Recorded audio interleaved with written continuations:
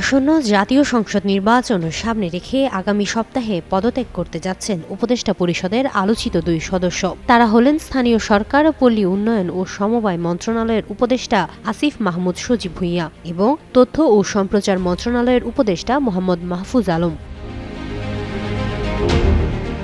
নির্বাচনে অংশ নিতে তারা তফসিল ঘোষণার আগেই পদত্যাগ করবেন। এই পদত্যাগকে কেন্দ্র করে উপদেষ্টা পরিষদের নতুন মুখ দেখা যেতে পারে। এদিকে গণঅভ্যুত্থানে নেতৃত্ব দেওয়া ছাত্র নেতাদের মধ্যে উল্লেখিত দুজন উপদেষ্টা পদত্যাগের পর নির্বাচনে অংশ নিতে মাঠে নামবেন। বিভিন্ন সূত্র বলছে, তারা বিএনপির ছেড়ে দেওয়া আসনে স্বতন্ত্র প্রার্থী হিসেবে নির্বাচন করতে পারেন। তাদের পদত্যাগের বিষয়টি ইতোমধ্যে মৌখিকভাবে প্রধান উপদেষ্টাকে অবহিত করা হয়েছে। সূত্র মতে 10 ডিসেম্বরের মধ্যে নির্বাচনের তফসিল ঘোষণা করা হবে। এর আগে 5 ডিসেম্বরের মধ্যে চূড়ান্ত হবে ভোটার তালিকা। এদিকে বৃহস্পতিবার এক অনুষ্ঠান শেষে পদত্যাগের বিষয়ে সাংবাদিকদের প্রশ্নের জবাবে আসিফ মাহমুদ সজীব ভূঁইয়া বলেন, নির্বাচনের প্রস্তুতি নিচ্ছি, পদত্যাগ করেই নির্বাচন করব। তিনি বলেন, এমন কোনো আইন নেই যে উপদেষ্টা হলে নির্বাচন করা যাবে না, তবে নীতিগত কারণে উপদেষ্টা হিসাবে নির্বাচন করা ঠিক হবে না। কোন দল থেকে নির্বাচন করব তা এখনও ঠিক করিনি।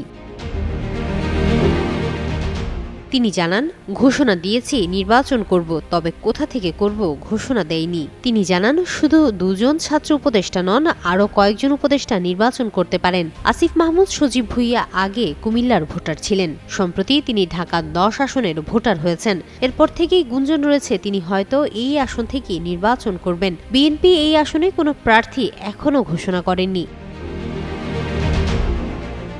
এর আগে গত 14 আগস্ট সাংবাদিকদের সঙ্গে আলাপকালে আসিফ মাহমুদ বলেন, নির্বাচনের তফসিল ঘোষণার আগেই তিনি পদত্যাগ করবেন। 9 নভেম্বর তিনি সাংবাদিকদের বলেন, ঢাকা থেকেই নিশ্চিতভাবে নির্বাচন করব। এখন পর্যন্ত স্বতন্ত্র প্রার্থী হিসাবে অংশ নেওয়ার ইচ্ছা আছে। গত 28 সেপ্টেম্বর এক অনুষ্ঠানে তথ্য উপদেষ্টা মাহফুজ আলম বলেছিলেন, 2 মাস ধরে আমি অনিশ্চয়তার মধ্যে আছি, আমি কবে পদ ছাড়ব তা এখনও জানি না। 26 অক্টোবর ঢাকা রিপোর্টার্স ইউনিটির এক অনুষ্ঠানে মাহফুজ আলম বলেন, নভেম্বরেই শেষ হয়ে যাবে উপদেষ্টা পরিষদের সভা। এরপর নির্বাচন কমিশন দায়িত্ব নেবে। নির্বাচন কমিশন দায়িত্ব নেওয়ার পর আর সম্ভবত ক্যাবিনেট মিটিং বসে না। ওই বক্তব্যের পরপরই বিবৃতি দিয়েছে সরকার। বিবৃতিতে বলা হয়, নভেম্বরে ক্যাবিনেট ক্লোজ হয়ে যাওয়ার বিষয়টি সঠিক নয়।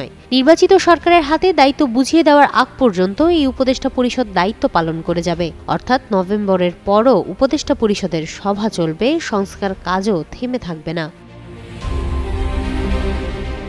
হিমাতুল জান্নাত, যুগান্তর নিউজ।